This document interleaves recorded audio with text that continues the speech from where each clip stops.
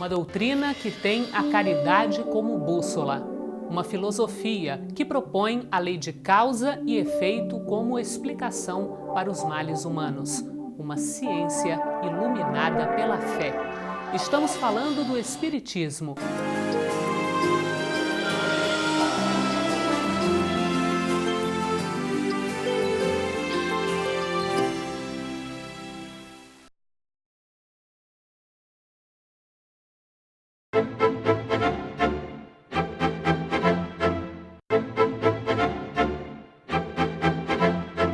Olá, estamos começando mais um programa Transição, a visão espírita de um novo tempo. Hoje falando sobre a vida de Chico Xavier, este missionário que passou no nosso Brasil. E para falar deste assunto, o nosso convidado é Divaldo Pereira Franco. Divaldo, seja bem-vindo. Muito obrigado.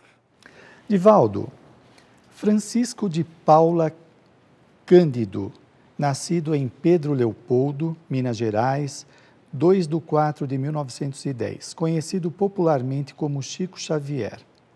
Divaldo, por que a mudança de nome? Segundo estou informado, ele não usava o seu nome próprio logo no começo da mediunidade, porque receava implicações de natureza religiosa. E como era funcionário público, ele temia, ou os editores da Federação Espírita Brasileira temiam, que isso pudesse resultar no ato de intolerância, fazendo que ele fosse despedido da sua função. Mais tarde, no entanto, quando ele se transferiu para Uberaba, ele resolveu adotar o nome pelo qual ele havia usado durante todo o período da psicografia e voltou naturalmente a corrigir para Francisco Cândido Xavier. Divaldo, fala um pouquinho da pessoa Chico Xavier. A mim me fascina a pessoa Chico Xavier, considerado a antena paranormal mais notável dos séculos XIX e XX, ou melhor, dos últimos séculos. Francisco Cândido Xavier era, durante a sua vilegiatura carnal, o exemplo da bondade personificada. Ele conseguiu aquele mistério a que se refere Carl Gustav Jung, de unir a ânima e o ânimos em uma perfeita identidade. Não se podia perceber nele nem os arroubos de uma masculinidade agressiva, nem as manifestações efeminadas de uma feminilidade imposta pelos hormônios. Era o equilíbrio. A sua bondade transparecia e em todos os momentos da sua vida ele demonstrou ser um homem austero, nobre, cumpridor dos deveres, infinitamente disciplinado, mas sobretudo bom. Daí, o já querido Vanucci, antes de desencarnar, em um momento de grande arrebatamento, denominou Chico Amor Xavier. Divaldo, como e quando o Chico decidiu-se pela doutrina espírita? Pois sabemos que sua educação era católica. Ele teve uma irmã que foi dominada por uma pertinaz obsessão. Era um adolescente de 17 anos e, naquele tempo, a obsessão era vista como sendo uma loucura. Quando ela foi internada, a dor se abateu sobre a modesta família de Chico Xavier. Mas havia em Pedro Leopoldo o casal Perácio, que eram homem e mulher dedicados à prática do bem e ao estudo da doutrina espírita. Através de amigos, a família Xavier procurou conforto nas palavras desses devotados ceareiros de Jesus. E então, no mês de julho de 1927, pela primeira vez, possivelmente no dia 6 desse mês, ele participou da primeira reunião de estudo da doutrina espírita, quando foi instrumento de uma mensagem muito profunda e de várias páginas. Quando ele voltou à lucidez, a senhora Perácio, Dona Carmen, disse que havia tido uma visão extraordinária, uma chuva de livros sobre a cabeça daquele rapaz. A visão profética de Dona Carmen Perácio cumpriu-se, porque mais de 408 livros foram publicados durante a sua existência física e outras obras têm sido publicadas depois da sua desencarnação, estando hoje aproximadamente, se me não engano, em torno dos 417 livros ou 420. Então, a sua opção pelo Espiritismo foi uma decisão imposta pela mediunidade, desde criança, que ele era portador de uma mediunidade exuberante, quando, a partir dos 4 anos e meio, ele pôde ver a sua mãezinha desencarnada, Dona Maria João de Deus. Divaldo, quando e como o Chico Xavier começou a tarefa propriamente mediúnica, que trouxe tanta consolação para muita gente? Acredito que, a partir desse momento, ele começou a observar com outra óptica os fenômenos mediúnicos e a compreendê-los, porque, em verdade, ele não os compreendia. Sempre confessava-se com o seu orientador espiritual, que lhe dava o conceito tradicional da igreja. A partir daquela experiência fascinante e da recuperação da saúde mental da sua irmã, a vida da família modificou-se.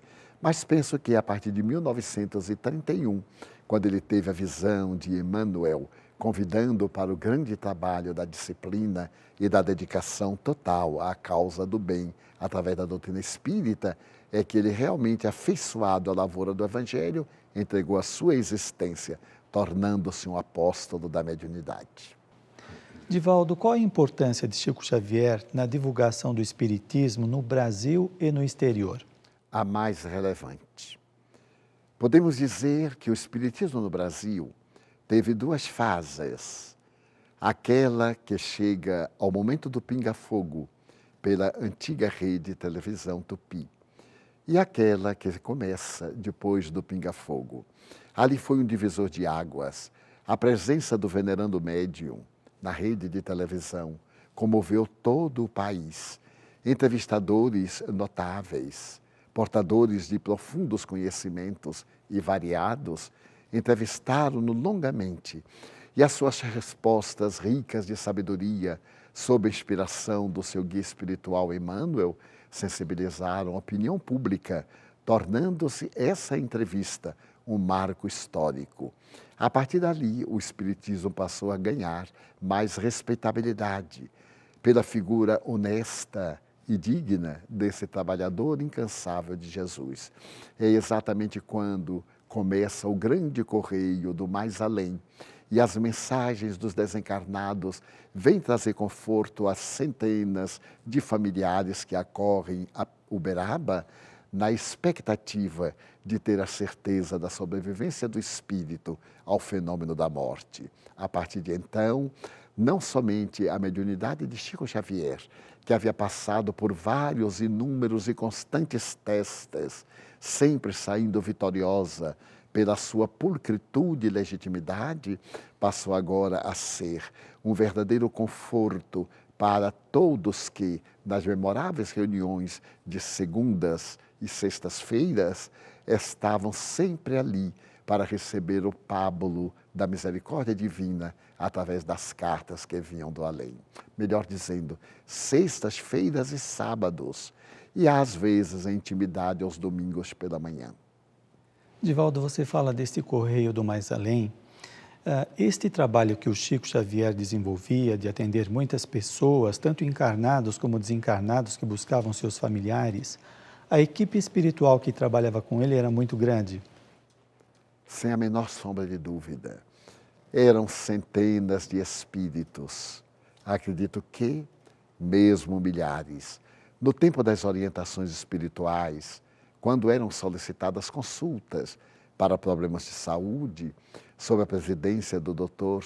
Adolfo Bezerra de Menezes Cavalcante, um número enorme de médicos espirituais atendiam a centenas de pedidos dentro do horário estabelecido para a reunião, que começava invariavelmente às 8 horas da noite e terminava pelas horas da madrugada.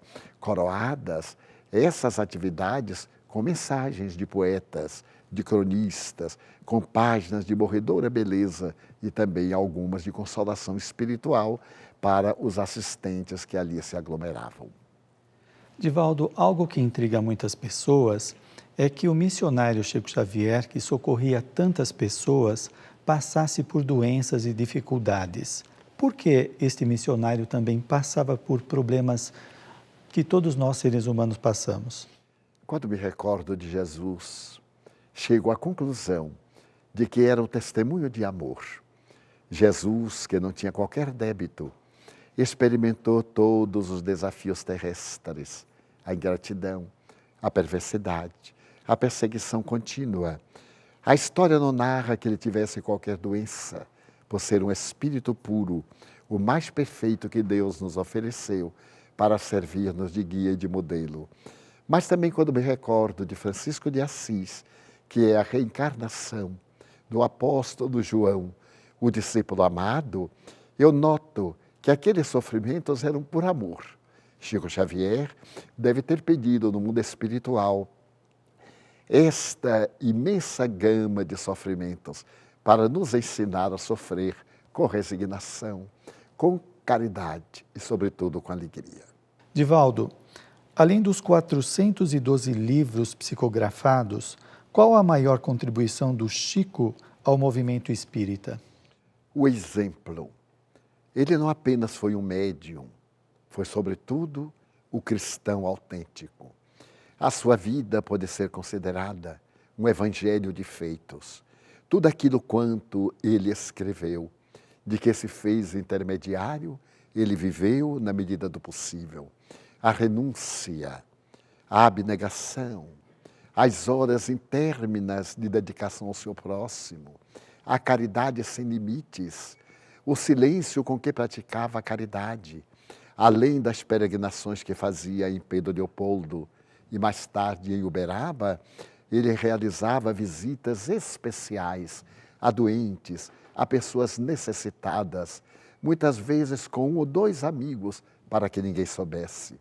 Então, a maior contribuição dele, além desta que é fundamental, provando a imortalidade da alma, a justiça divina, a reencarnação, foi a vivência do Evangelho em espírito e verdade, conforme Jesus e os primeiros discípulos assim o fizeram. Qual a lição que Chico deixou aos trabalhadores das casas espíritas? Não cessar de servir, reclamar menos e trabalhar mais, ser fiel à codificação espírita. Emmanuel, o seu mentor espiritual, disse-lhe oportunamente: se algum dia eu te der qualquer informação que não seja compatível com o Evangelho de Jesus e com a revelação de Allan Kardec, deixa-me e prossegue com eles. E Chico Xavier, até a sua desencarnação, foi fiel ao mandato mediúnico, mas, sobretudo, a sua fidelidade a Jesus e à doutrina espírita, conforme exarada na codificação. Nas suas reuniões, sempre eram lidos uma pergunta do Livro dos Espíritos e uma página do Evangelho segundo o Espiritismo, para que ficasse perfeitamente identificada a afinidade profunda que existia entre o médium e o codificador. Muito bem, Divaldo, agora nós vamos para o intervalo e já voltamos. Paramos a entrevista para falar sobre o especial Flores de Marcela, que aborda uma questão muito delicada no nosso país, o aborto. A gente, quando está grávida, a gente fica frágil. E saber que a criança não vai sobreviver, vai nascer, vai morrer, ou vai ter problemas pro resto da vida, eu não aceitei a opinião, né? Não sei nem como explicar o amor que eu sinto por ela. Peço a todos os pais que, se passar pela cabeça deles de eliminar um filho, não faça isso não, porque o filho, quando Deus definiu para que ele seja vindo ao mundo, que deixe ele vir. Eu deixei ela nascer.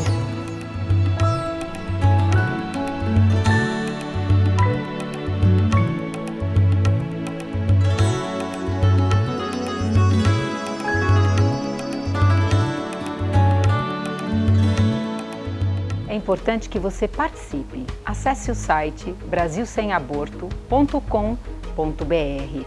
Escolha a vida em todas as suas formas. E agora, continuemos assistindo o programa Transição.